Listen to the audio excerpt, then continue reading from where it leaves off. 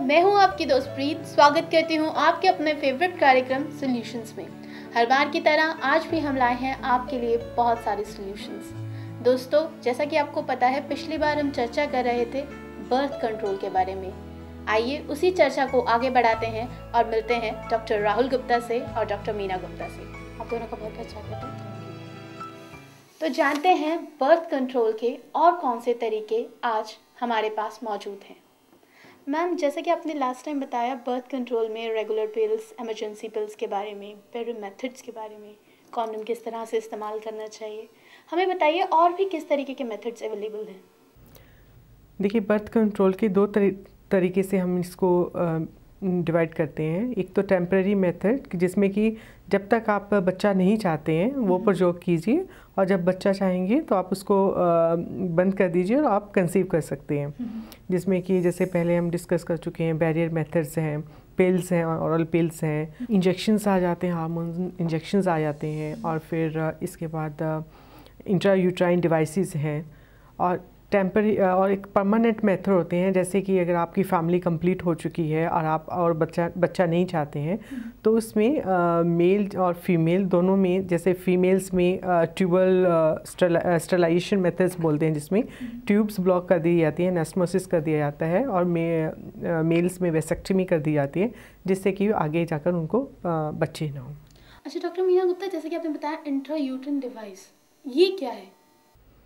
Intrauterine device में भी इसमें क्या करते हैं, ये डिवाइसेस होते हैं, जैसे कॉपर टी है, मल्टी लॉड है, और ये इसमें को लेकर फिजिशियन, जो भी डॉक्टर है, गायनिक है, वो बच्चेदानी में डाल देते हैं, जिससे कि उनको बच्चा ना हो।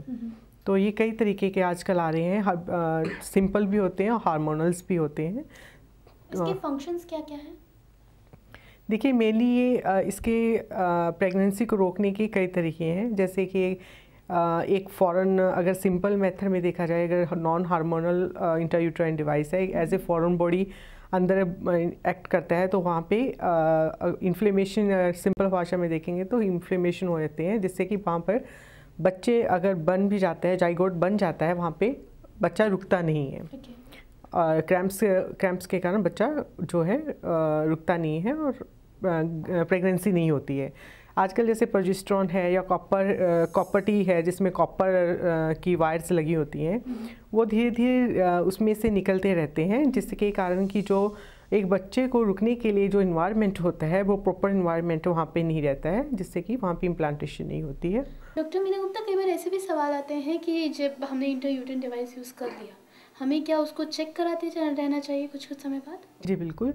जैसे ही कोई लेडी कोई इंट्रायूट्राइन डिवाइस रखवाती हैं, तो उसके नेक्स्ट मंथ पीरियड्स आने के बाद उनको चाहिए कि वो डॉक्टर के पास जाएं और चेक करवाएं कि उनका जो डिवाइस है वहाँ पे है कि नहीं है।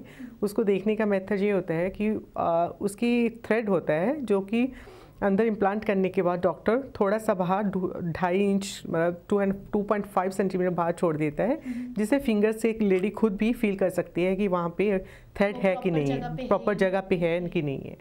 और अगर वो 1 मंथ के बाद, जब पीरियड्स आने के बाद जाते हैं, उसके बाद फ्रीक्वेंटली 6 मंथ्स और 1 ईयर के बाद वो चेक करवाना पड़ता है कि वहाँ पे है कि नहीं। अगर पेशेंट को कोई कॉम्प्लिकेशन है, जैसे उनको पेन है या कुछ है, तो कई बार हो जाता है कि जैसे बच्चे प्रेगनेंसी के बाद अगर जल्दी लगा लिया जाए, 3 मंथ्स तक नहीं लगाते हैं इसको, तक क्योंकि जो बच्चेदानी है सुकड़ कर पहले नॉर्मल साइज़ पर ना आ जाए। अगर उसे जल्दी लगा दिया जाता है तो उसमें एक्सपल्शन रेट, मतलब कि उसको बाहर निकलने का चांसेस ज़्यादा होता है। वैसे इससे कितने टाइम तक हम बर्थ कंट्रोल कर सकते हैं? देखिए, इसके अलग अलग इसमें मार्केट में ब्रांड्स हैं, अलग अलग हैं। जैसे कॉपर टी में है 380 है, कॉपर टी 380, 28, इनके नंबर्स हैं अलग अलग, जिसमें कि 380 इनमें जो कॉपर की क्वांटिटी है वो अलग अलग होती है, उसके डिपेंडिंग 3 इयर्स, 5 इयर्स, जैसे मल्टी लोड है वो भी 3 इयर्स का है, 5 इयर्स का है, इवन कॉपर टी 10 इयर्स तक है। डिपेंडिंग अपॉन कि आप कौन सा यूज़ कर सकते हैं, वो आप यूज़ कर सकते हैं इनको। आप अगर सजेस्ट करेंगी तो आप अपने महिला दर्शकों को कौन सा सजेस्ट करेंगी, उनको कौन सा बेसिकली यूज़ करना चाहिए, क्योंकि आप तो जानती हैं। देखिए, वो डिपेंड अपॉन कि कितना वो अपने स्पेस रखना चाहते हैं, कितनी देर वो अपना बच्चे नहीं चाहते हैं, उसी हिसाब से 3 इयर्स, 5 इयर्स, या फिर वो परमानेंट स्टरलाइजेशन नहीं करवाना चाहते हैं, जैसे लेडीज़ ऑपरेशन नहीं करवाना चाहती हैं, लॉन्ग टर्म के लिए वो 10 ईयर्स के लिए भी वो यूज़ कर सकती हैं। तो दोस्तों, जैसा कि आपने जाना बर्थ कंट्रोल के एक और मेथड के बारे में, ऐसे ही और मेथड्स के बारे में आगे चर्चा करेंगे, लेकिन फ़िलहाल वक्त है एक छोटी सी ब्रेक लेने का। अगर आपके मन में भी है कुछ सवाल जो आप पूछना चाहते हैं तो आप संपर्क कर सकते हैं डॉक्टर राहुल गुप्ता और डॉक्टर मीना गुप्ता से। डॉक्टर अशोक गुप्ता से संपर्क करने के लिए एड्रेस है अशोक क्लिनिक, 321 उत्तम house, 2nd floor, near Fatehpuri Masjid, Chandni Chowk, Delhi 6। Phone number 011-2391-3008, 2394-5050। Doctor Rahul Gupta और डॉक्टर मीना गुप्ता से संपर्क करने के लिए एड्रेस है Ashok clinic, opposite metro pillar number 365, near Madhuban Chowk, Pitampura, New Delhi 34। Phone number है 011-2701-4499। डॉक्टर साहब से संपर्क करने के लिए आप सुबह 10 बजे से शाम 5 बजे तक कॉल कर सकते हैं। मिलते हैं छोटी सी ब्रेक के बाद।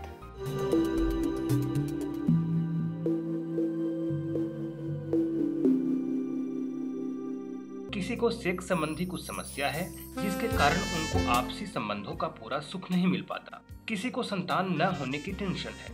किसी को संतान सुख तो मिला है लेकिन उनके जवान बच्चे बहुत दुबले पतले व कमजोर हैं, या फिर वे अपने किसी प्रियजन की शराब पीने की आदत से दुखी हैं। ऐसी समस्याओं से अगर आप 2-4 हो रहे हैं तो निराश न हो, बल्कि बिना झिझक हमें आज ही बताएं। संपर्क करें अशोक क्लिनिक, चांदनी चौक, निकट फतेहपुरी, दिल्ली। इसका एक और ब्रांच है main road, metro pillar number 365 के सामने, पीतमपुरा, दिल्ली। फोन नंबर है 011-2391-3008, 2394-5050, 2701-4499।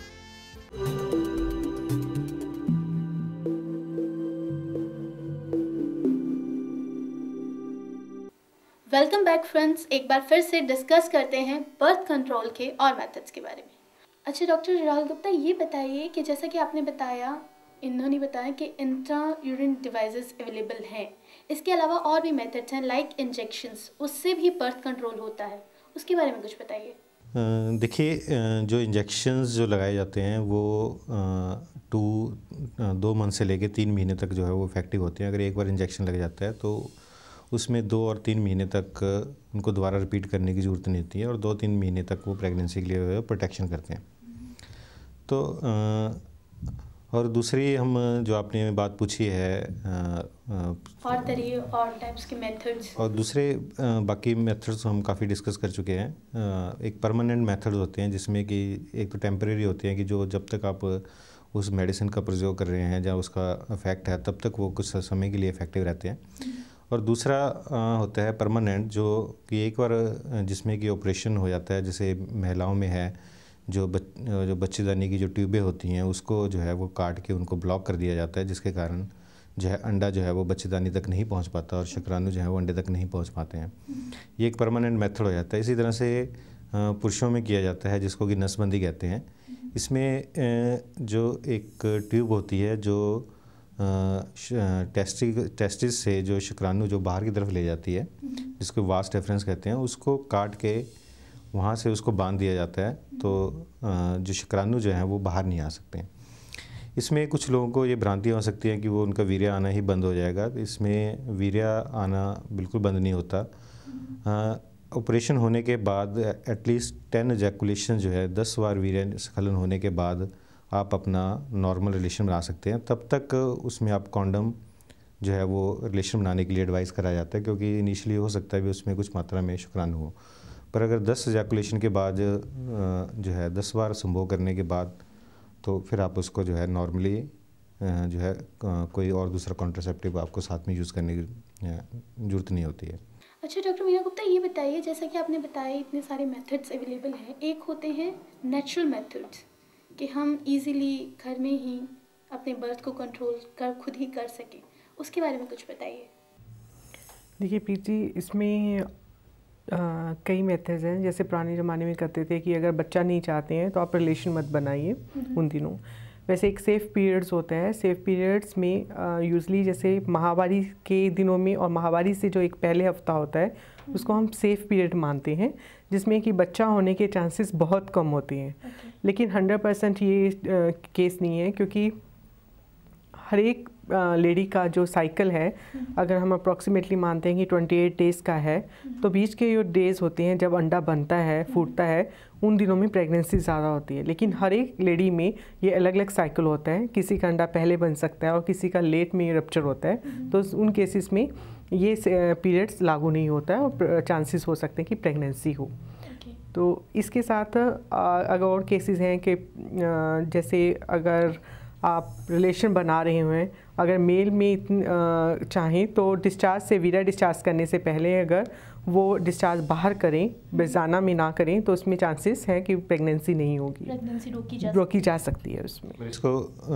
इसमें जो है फेलियर रेट जो है वो काफ़ी ज़्यादा होता है, अगर जिसको कि विड्रॉल मेथड कहते हैं, क्योंकि प्रॉपर वीरिया निकलने से पहले भी प्री इजैकुलेटरी सिक्रीशंस आने शुरू हो जाते हैं, जिसमें भी शुक्राणु हो सकते हैं। तो ये बहुत ज़्यादा इफेक्टिव मेथड नहीं है। तो आपको एक रिलायबल कॉन्ट्रासेप्टिव की ज़रूरत है, जिसके कि आप 100% जो है रिलायबल जो है वो आपको प्रोटेक्शन दे पाए। इसलिए रिदम मेथड है, जैसे वो सेफ पीरियड सेफ डेज़ की बात करते हैं, या विड्रॉल मेथड है, ये इसमें फेलियर रेट जो है वो काफ़ी ज़्यादा है। तो इट मीन्स आप अगर सजेस्ट करेंगे हमारे जो दर्शक हैं उनको यही कहेंगे कि उनको कॉन्ट्रासेप्टिव्स लेने ही चाहिए। दर्शकों को मैं यही सजेस्ट करना चाहूँगा कि अगर कोई भी वो कॉन्ट्रासेप्टिव बर्थ कंट्रोल के लिए अगर वो प्लान कर रहे हैं जहाँ बच्चा वो कुछ समय के लिए नहीं चाहते हैं, तो सबसे पहले वो अपनी डॉक्टर से मिलें, उनसे बारे में वो डिस्कस करें कितने टाइम के लिए वो नहीं चाहते हैं, कि तो क्या उनके इश्यूज़ हैं, उसके हिसाब से वो जो है वो उनको प्रॉपर एडवाइस दी जाए। वो क्या मेथड यूज़ करना चाहते हैं वो उनको डेमोन्स्ट्रेट कर सकते हैं, जैसे मेल कॉन्डम है या फीमेल कॉन्डम है, क्योंकि फ़ीमेल कॉन्डम में उनको सीखने की ज़रूरत होती है, और दूसरे भी अपने जो हार्मोनल्स हैं या आईसीडीज़ हैं, क्या उनके क्वेश्चंस हैं, उनको क्या उसके कारण प्रॉब्लम हो सकती हैं, वो सारा उसमें उनको जानकारी दी जाती है। और समय समय पर जो है वो डॉक्टर को दिखाने की भी ज़रूरत होती है। तो कोई भी सेल्फ मेडिकेशन ना करें, अपने डॉक्टर से ज़रूर मिलें, ताकि आपको उसके कारण कोई परेशानी है, जहाँ कोई दिमाग में आपके कोई क्वेश्चन है, तो आप उनका निदान हो सके आपका। डॉक्टर मीना गुप्ता, आप अपनी महिला दर्शकों को क्या टिप देना चाहेंगी, क्योंकि वो बहुत चिंतित रहती हैं अक्सर बर्थ कंट्रोल जैसे समस्या को लेकर, बताइए। देखिए, इसमें चिंता की कोई बात नहीं है। आजकल तो बहुत इजीली मतलब बर्थ कंट्रोल का मेथड्स काफ़ी अवेलेबल हैं। सबसे सिंपल है, अगर आपको सूट करता है, आप डेली पिल्स हैं, रेगुलर पिल्स हैं, वो लीजिए, एक टैबलेट लिए और आप सारी टेंशन से दूर रहेंगे, इसमें कोई प्रॉब्लम नहीं है। ज़िंदगी में माँ बनना एक बहुत ही सुखद एहसास है, लेकिन प्रेगनेंसी अगर अनवांटेड हो तो वो एहसास दिल से कहीं गायब सा हो जाता है। ज़िंदगी में अगर आपके भी हैं कुछ अनसुलझे सवाल, जानना चाहते हैं अपनी समस्याओं के समाधान, तो आप डॉक्टर राहुल गुप्ता और डॉक्टर मीना गुप्ता संपर्क कर सकते हैं।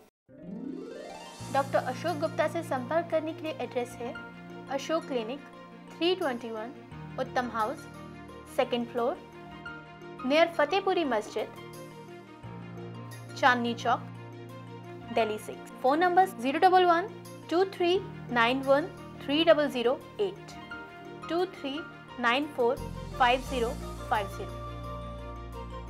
डॉक्टर राहुल गुप्ता और डॉक्टर मीना गुप्ता से संपर्क करने के लिए एड्रेस है Ashok clinic, opposite metro pillar number 365, near Madhuban Chowk, Pitampura, New Delhi 34। Phone number है 011-27014499। डॉक्टर साहब से संपर्क करने के लिए आप सुबह 10 बजे से शाम 5 बजे तक